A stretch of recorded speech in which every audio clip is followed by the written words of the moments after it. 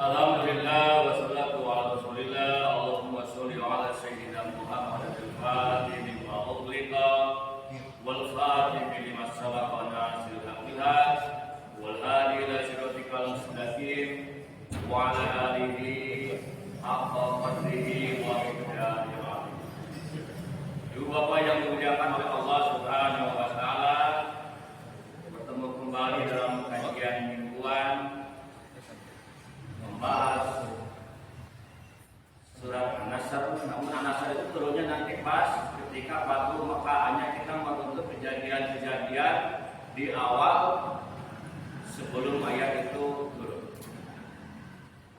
Sebagaimana kemarin disampaikan bahwa Allah menolong itu dengan berbagai macam cara.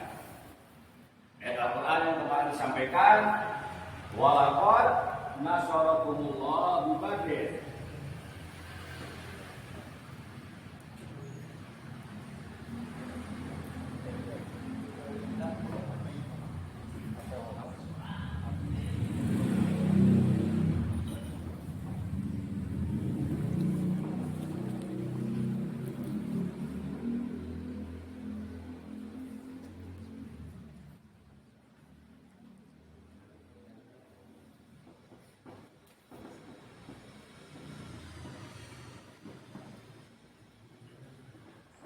Walaqad nasarakumullah bi Badr wa kuntum adillah. Dan sungguh Allah telah menolong kalian di lembah Badar. Wa kuntum adillah, padahal kalian adalah golongan yang lemah. Peperangan yang tidak masuk akal terjadi pada waktu itu adalah, masih ingat, 313 pasukan melawan 1000 pasukan, dan kemenangan diraih oleh umat Islam. Kisruh terjadi pada saat itu adalah ketika mereka memperebutkan harta rampasan ghanimah. Ingat ya, Bapak Ibu, kemarin kita bahas. Mengulang ke belakang. Kisruh terjadi di antara umat Islam adalah ketika mereka mengambil harta rampasan. Masing-masing berkata, saya yang paling berjasa ada di barisan depan memerangi kaum kafir Quraisy. Ada juga yang berkata, saya paling berjasa melindungi Nabi Muhammad.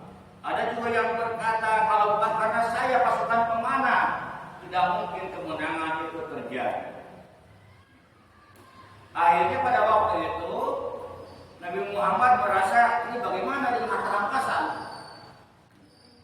Masing-masing ingin memiliki dan masing-masing merasa paling berjasa. Akhirnya turunlah surat Al-Anfal. Yas'alunaka 'anil Anfal. Mereka bertanya tentang harta rampasan. Qul anfalu lillahi wa rasul.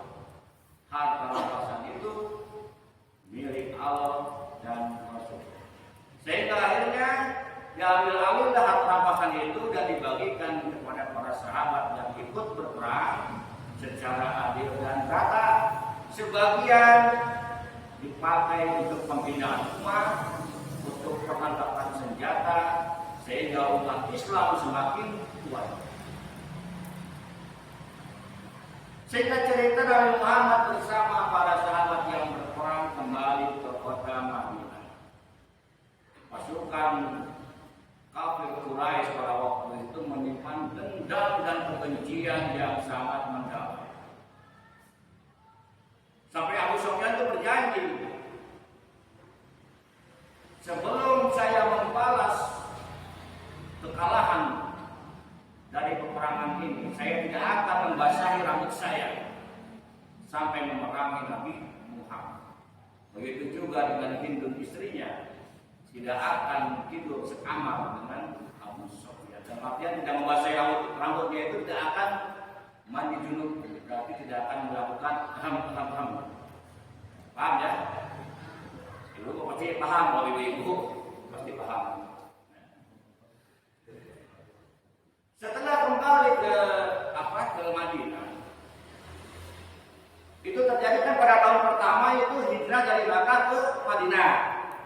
tahun kedua terjadi perang Badar.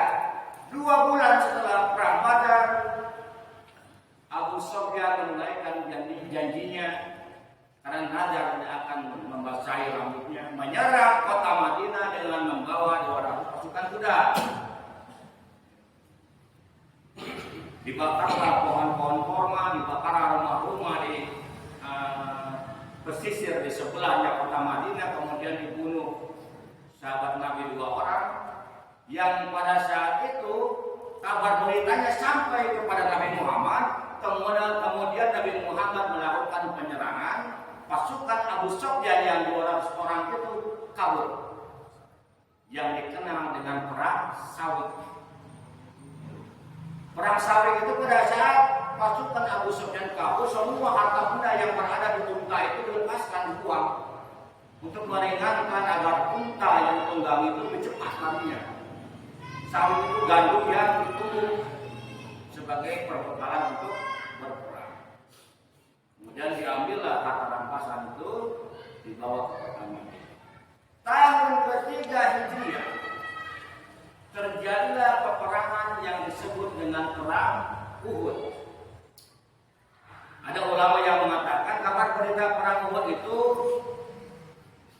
sampai ke Rasulullah karena ada 2 orang sahabat. Jadi dulu ketika waktu di Makkah sebelum Nabi hijrah ke Madinah, ada 2 orang sahabat yang sangat dekat. Hanya yang satu, Abu Sulaim, itu sudah hijrah ke Madinah. Abu Sulaim sudah hijrah ke Madinah, mengikuti Rasulullah SAW dan menyatakan keislamannya. Yang satu lagi Abu Nuaim. Abu Nuaim masih berada di Mekah, belum menyatakan keislamannya, tapi itu sahabat dekat. Suatu ketika mereka berjanji untuk bertemu, meminum khamr. Jadi mabuklah itu orang berdua. Karena pada saat itu perintah larangan atau keharaman khamr belum ada. Larangan minum khamr masih belum berlaku, jadi masih diperbolehkan. Bertemulah 2 orang itu kemudian meminum khamr. Karena saking mabuknya, Abu Nuaim menceritakan kondisi yang ada di kota Makkah. Akan terjadi perdagangan dari Makkah ke negeri Syam, tahu. Akan terjadi penyerangan kepada umat Islam di Madinah, tahu. Jadi diceritakanlah semua kondisi yang ada di kota Makkah. Dalam riwayat lain, Abu Abbas sama Nabi Muhammad memberikan kabar bahwa kota Madinah akan diserang oleh pasukan yang dipimpin oleh Abu Sufyan. Kemudian Nabi Muhammad mengumpulkan pasukannya. Kalau pada saat perang Badar tidak ada kewajiban untuk berperang, bagi yang mau ayo silakan ikut. Karena tujuannya bukan untuk berperang pada saat itu, penyergapan kepada kafilah Abu Sufyan yang kembali dari negeri Syam membawa dagangan ke kota Mekah. Nah, untuk perang Uhud ini diumumkanlah kepada umat Islam di kota Madinah untuk ikut bergabung menghadapi kaum kafir Quraisy yang dipimpin oleh Abu Sufyan. Sebelum terjadi peperangan, itu kan diskusi atau musyawarah. Jadilah musyawarah.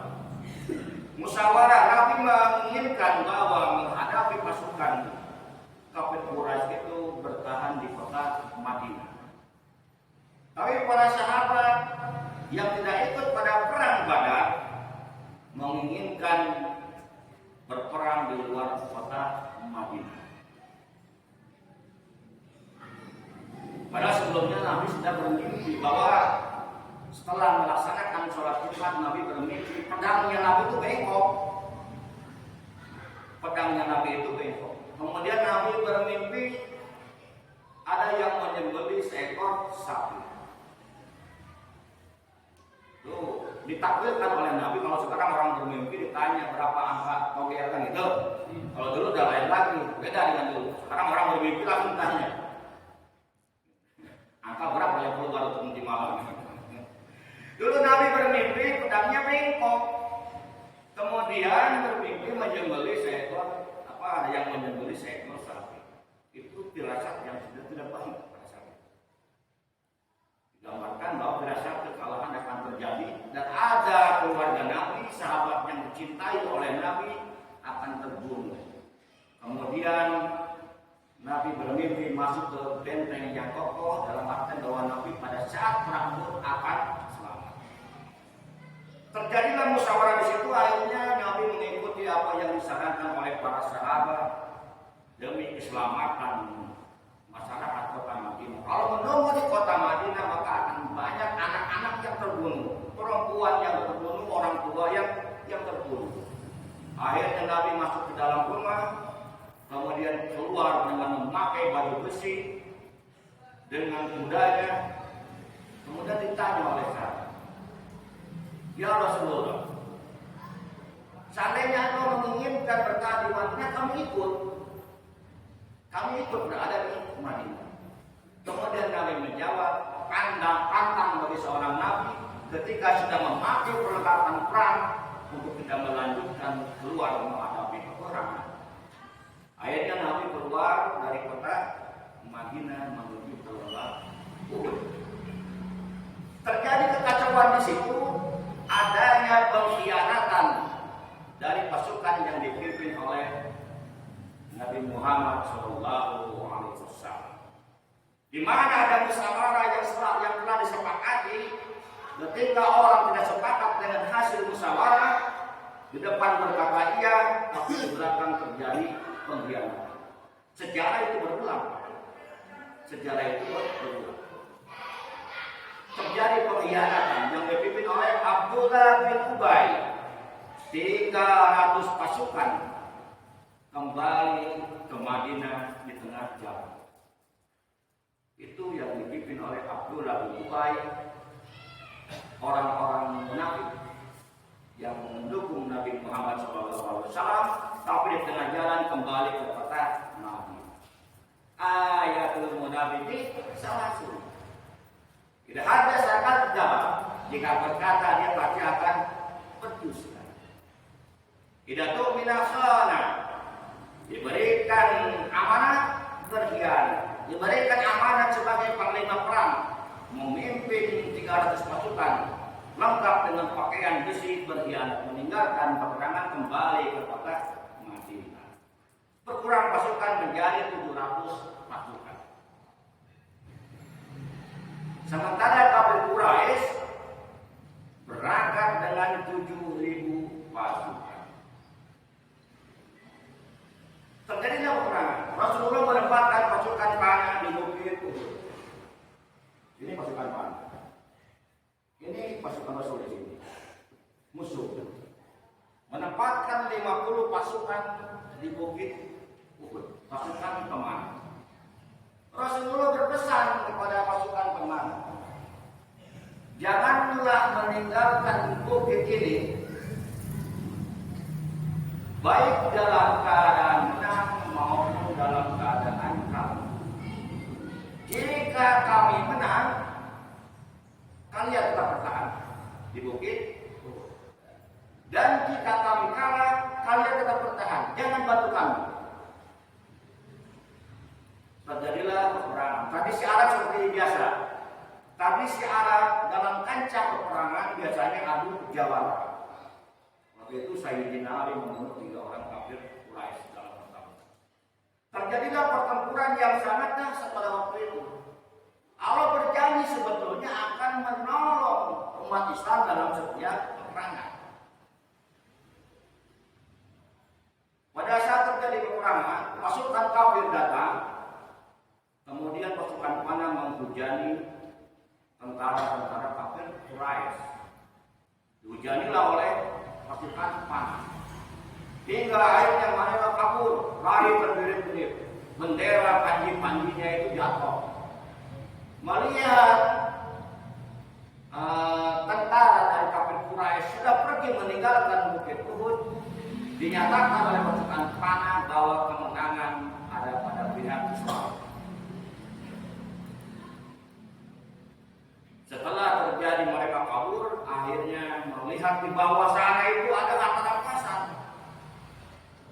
ada harta rampasan yang banyak, perempuannya juga banyak, karena Abu Sufyan itu pada saat berangkat dari Makkah menuju Madinah, menuju Bukit Uhud, semua dibawa, termasuk para perempuannya. Perempuannya dibawa bergandengan dengan laki-laki, agar tidak ada perempuan yang kabur pada saat itu. Ketika melihat pasukannya pergi, pasukan pemanah di atas bukit melihat di bawah banyak harta rampasan, banyak perempuan-perempuan. Akhirnya pasukan panah turun mengambil harta rampasan. Pengkhianatan kepada Rasulullah Shallallahu Alaihi Wasallam terjadi di situ. Padahal sebelumnya, pada saat Nabi Muhammad dari Makkah ke Madinah terjadi perjanjian Aqabah 1 dan Aqabah 2, yang isinya adalah tidak mendurhakai Nabi Muhammad Shallallahu Alaihi Wasallam. Pengkhianatan terjadi pada saat berangkat 300 pasukan kembali. Satu. Yang kedua, pengkhianatan terjadi kepada Nabi Muhammad ketika diberi pesan untuk tidak meninggalkan Bukit Uhud.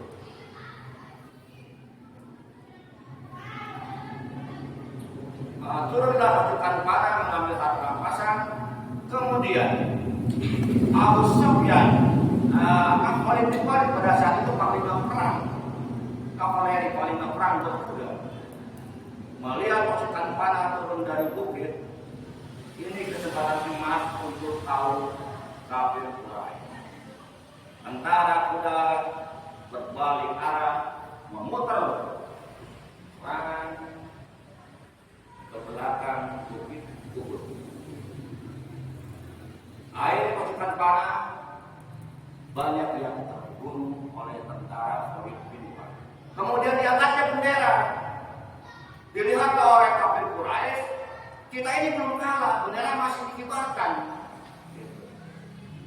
Umat Islam terjebak di tengah-tengah. Di sini pasukan kuda ke sini, di sini kembali pasukan kafir Quraisy. Umat Islam terjebak di tengah-tengah.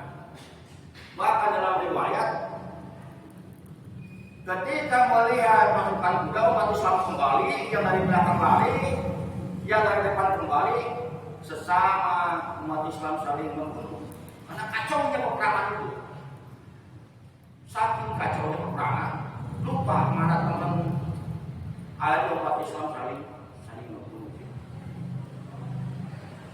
Kekalahan terjadi pada umat Islam karena adanya pengkhianatan kepada pemimpin Rasulullah SAW. Kalau menyampaikan hati Allah wa hati Rasulullah wa ulil amri minkum, taati Allah, taati Rasulullah pemimpin kalian, ternyata tidak ditaati oleh pasukan. Pada saat berangkat ada yang berkhianat dari hasil musyawarah di antara Rasulullah dan para sahabat. Sehingga pada perang itu Hamzah terbunuh. Hamzah sebagai singa Allah terbunuh di perang. Bagaimana Hamzah kalau sudah berperang tidak mengenal takut, sekali tembak empat leher putus. Hamzah terbunuh oleh Wahsy. Wahsy itu adalah budak yang dibayar oleh Hindu untuk membunuh Hamzah. Wahsy ini bukan ahli perang, dia hanya pandai melemparkan tumbak, lempar lembingnya jago. Kemudian Hindun menyatakan kepada Wahsy akan dibayar dengan sekian emas, dirham, gitu kan. Kemudian akan dibebaskan menjadi budak. Akhirnya terjadi kesepakatan, dicarilah Hamzah oleh Wahsy. Hamzah bersembunyi di balik. Ketika Hamzah mengangkat pedangnya, dilemparkan tombaknya, terkena ke perut Hamzah. Kemudian Hamzah melihat Wahsy, kejarnya Wahsy. Wahsy sudah pasrah, mati saya hari ini, dikejar oleh Hamzah. Tapi karena pertolongan Allah, Wahsy selamat. Karena pada akhirnya Wahsy itu kembali hidayah memeluk agama Islam. Diselamatkan oleh Allah ketika Hamzah mendekati Wahsy, Hamzah terjatuh kemudian meninggal. Dilaporkannya kepada Hindun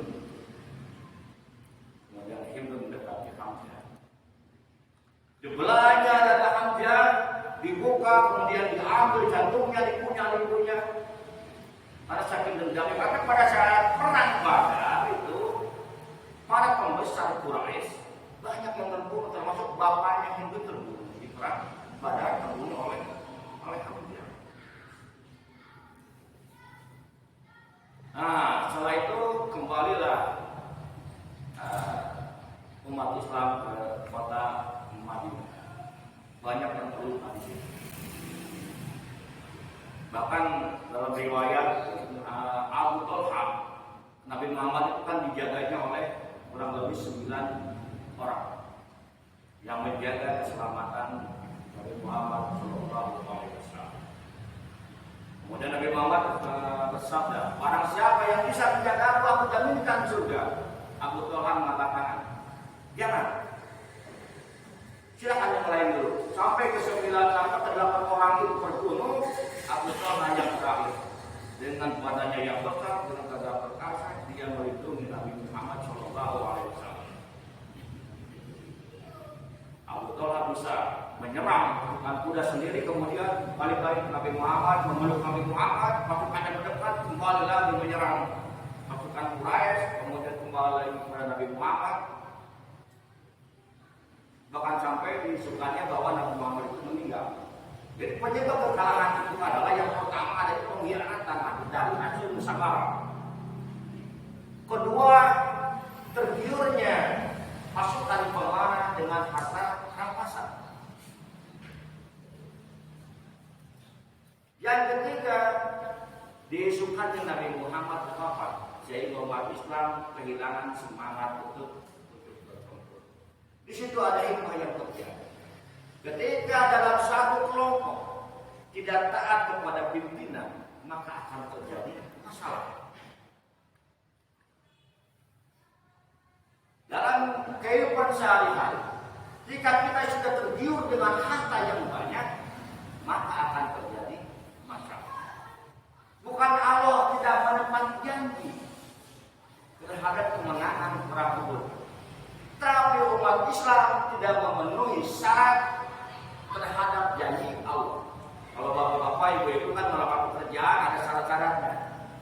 Anda kerja di saya jamin gaji besar, hidup layak, terus fasilitas mewah, tapi syaratnya tidak terpenuhi, ya ditolak.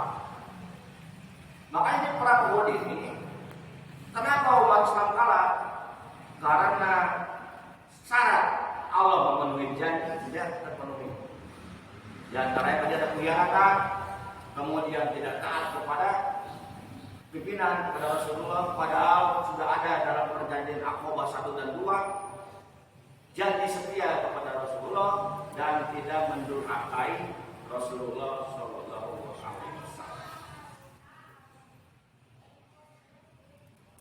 Kemenangan diambil alih oleh pasukan kafir Quraisy. Banyak hikmah yang terjadi di situ, hikmahnya banyak sekali. Maka dari itu, ketika pimpinan berkata A, kita sebagai anggota ya ikuti saja. Ikuti saja.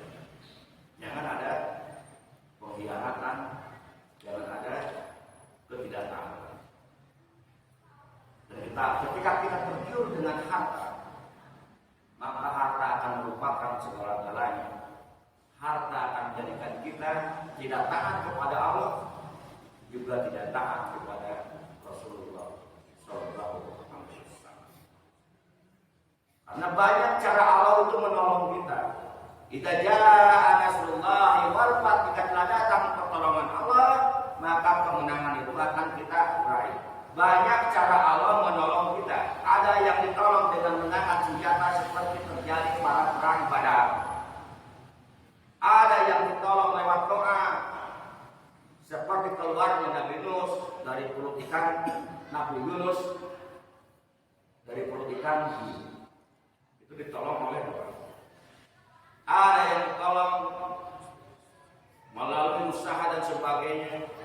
Makanya apa yang terjadi pada diri kita, keberhasilan, kesuksesan, kegagalan tidak lepas dari pertolongan Allah. Boleh jadi kita gagal dalam usaha, itu cara Allah menolong kita agar kita tidak melupakan Allah dan Rasul. Boleh jadi kalah dalam peperangan. Di perang Uhud itu cara Allah menolong umat Islam agar berpikir tidak tergiur dengan harta-harta duniawi. Bapak yang mulia Allah, habis setelah terjadinya perang itu, perang apa? Perang Uhud. umat Islam kembali. Kemudian kaum kafir Quraisy yang dipimpin oleh Abu Sufyan, mereka akan kembali menyerang kota Madinah karena mereka berkata Muhammad belum mati, terlanjur kita berperang. Sayyidina Ali belum mati, Abu Bakar belum mati. Kita kembali ke Madinah untuk membunuh mereka. Di situ terjadilah peperangan. Setelah perang Uhud, ada perang yang disebut dengan Hamratul Asad.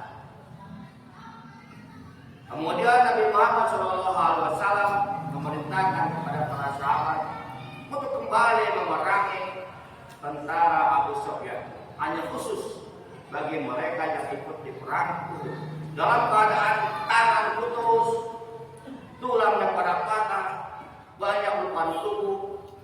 Umat Islam tujuannya adalah jihad. Mereka tidak berpikir dalam keadaan sakit, kembalilah ke Hamratul Asad. Sehingga orang-orang kafir berpikir ini orang sudah banyak luka, masih berani berperang. Sehingga mereka orang-orang kafir Quraisy itu ketakutan. Kembalilah kepada Mekah dan tersiar kabar bahwa kemenangan diraih oleh umat Islam pada akhirnya. Kemenangan diraih oleh umat Islam.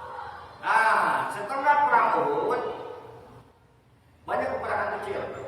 Di tahun pertama hijrahnya dari Makkah ke Madinah, tahun kedua terjadi perang Badar, tahun ketiga terjadi perang Uhud, tahun keempat ada peperangan kecil, tahun kelima terjadi perang Khandaq, perang Pahit.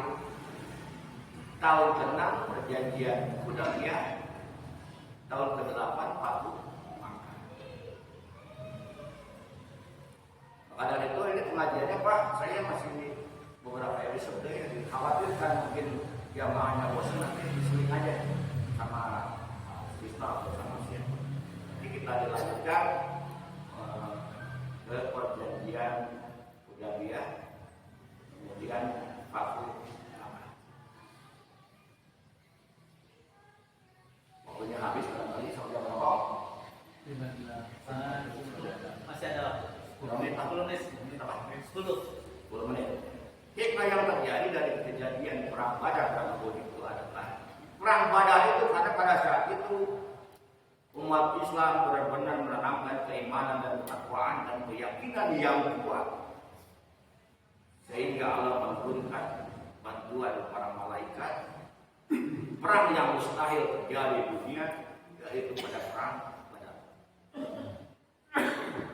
Kemudian kekalahan di perang Uhud, umat Islam mulai tergiur dengan harta dunia, tergiur dengan kesenangan dunia. Mulai ada pengkhianatan terhadap Allah dan Rasul-Nya, hingga akhirnya kekalahan didapati oleh umat Islam di perang Uhud. Barangkali ada yang mau ditanyakan sampai di sini saja. Kalau tidak ada, kita lanjut ke perang Khandaq.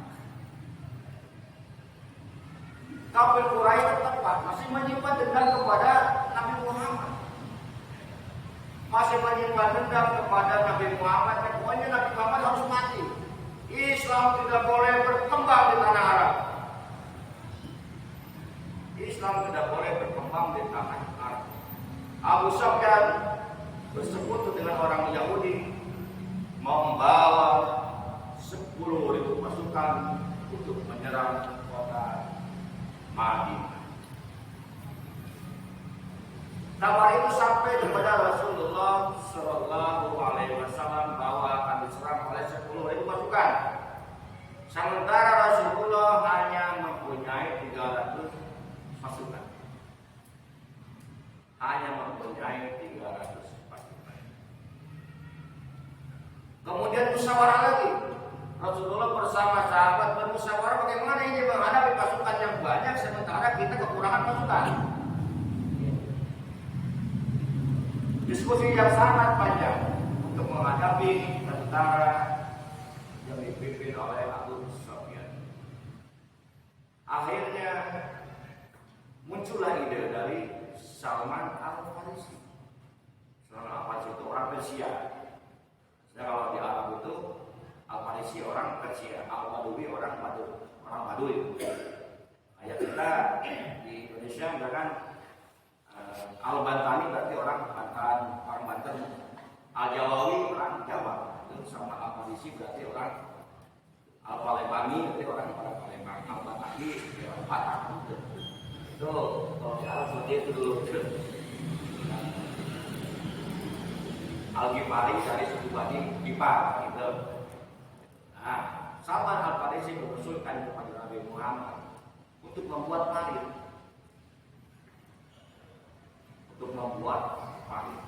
Dengan panjang 559 meter, lebarnya 4, sekian meter. Dikerjakan selama 6 hari. Jadi kota Madinah dibuatnya parit. Digalinya parit itu akan menghindari pasukan kuda untuk sampai ke kota Madinah. Ke kota Madinah dibuat parit pada saat itu. Digalinya parit sehingga peperangan hanya dari jarak jauh, saling arah kemana aja, Kemudian cerita mau habis, mereka nunggu berbulan-bulan di situ.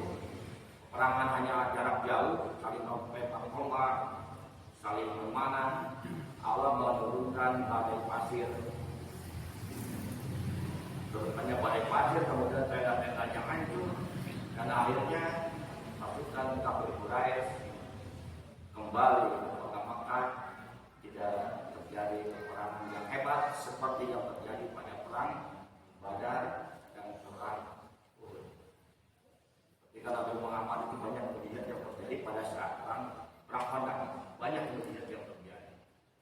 Ada batu yang tidak bisa diangkat, kemudian diludahi oleh Nabi Muhammad, lalu itu bisa pecah. Itu mukjizat Nabi Muhammad. Banyak ditiru oleh orang-orang sekarang. Orang sakit diludahi, kan? Minta air, doain, banyak ditiru mukjizat Nabi Muhammad SAW.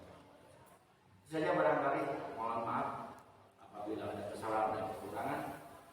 Assalamualaikum warahmatullahi wabarakatuh. Waalaikumsalam warahmatullahi wabarakatuh. Terima kasih kepada narasumber Bapak Ustaz Dadan Muhammad Ramdan. Semoga apa yang disampaikan menambah wawasan keislaman bagi kita semua. Demikianlah kajian untuk malam hari ini. Wabillahi taufiq wal hidayah. Wassalamualaikum warahmatullahi wabarakatuh.